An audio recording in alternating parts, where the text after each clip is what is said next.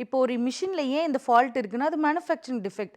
ஏன்னா, அவங்க அந்த சூழ்நிலையில வரல. அப்படி ஓப்பன் மைண்டடா இல்ல. இப்ப நம்ப ஏன் அவ்வளோ ஓப்பன் மைண்டடா இருக்கோம்னா, நம்ம அம்மா, அப்பா வந்து அப்படி வளர்த்துருக்காங்க. இப்ப அவங்கள பொறுத்தவரைக்கும் என்னன்னா, ஒரு பொண்ணுனா 36, 24, 36 தான் பொண்ணு. அதே மாரி குண்டா இருந்தா சாப்பிடுறதுனால மட்டும் தான் குண்டா இருக்காங்க. இந்த மாரி நம்பளோட நாட்ல வந்து அதாவது படிக்காதவங்க கூட புரிஞ்சுப்பாங்க. ஆனா படிச்ச முட்டாள்கள்னு சில பேர் இருக்காங்க பாரு. பாதி தெரிஞ்சு, பாதி புரியாம, அது என்னன்னும் புரியாம ப எப்போதுமே ஒரு வர கமெண்ட் எலிஃபேண்ட். நம்மள ஒரு கேவலப்படுத்தணும்னா. இல்லன்னா ஒரு ட்ரம்மோட பண்றது. இல்ல "இது பார்றா இன்சல்ட் பண்ணியிருக்காங்களா?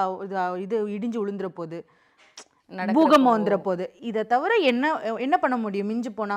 "இல்ல உனக்கு இது தேவையா? உடம்பு குறைச்சிட்டு இருந்தாடு. இந்த ட்ரெஸ் இந்த குண்டு உனக்கு தேவையா?" இத தவிர என்ன சொல்லிட முடியும்? இத தவிர அவங்களால வேற எதுவுமே பண்ண முடியாது. நீ நெனச்சு பாரேன். ஒருத்தங்க இந்த மாரி கமெண்ட் பண்றாங்கன்னா, ஒண்ணு அவங்க வந்து எந்த வேலையும் இல்லாம ரொம்ப ஃப்ரீயா இருக்காங்க. நம்ம ரொம்ப ஆக்குபைடா இருக்கோம். அந்த விஷயத்துல நம்ம சந்தோஷப்பட்டுக்கணும்.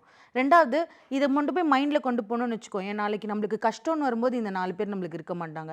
நம்மளுக்கு சோத்துக்கு நம்ம வேல பார்த்து தான் ஆகணும்.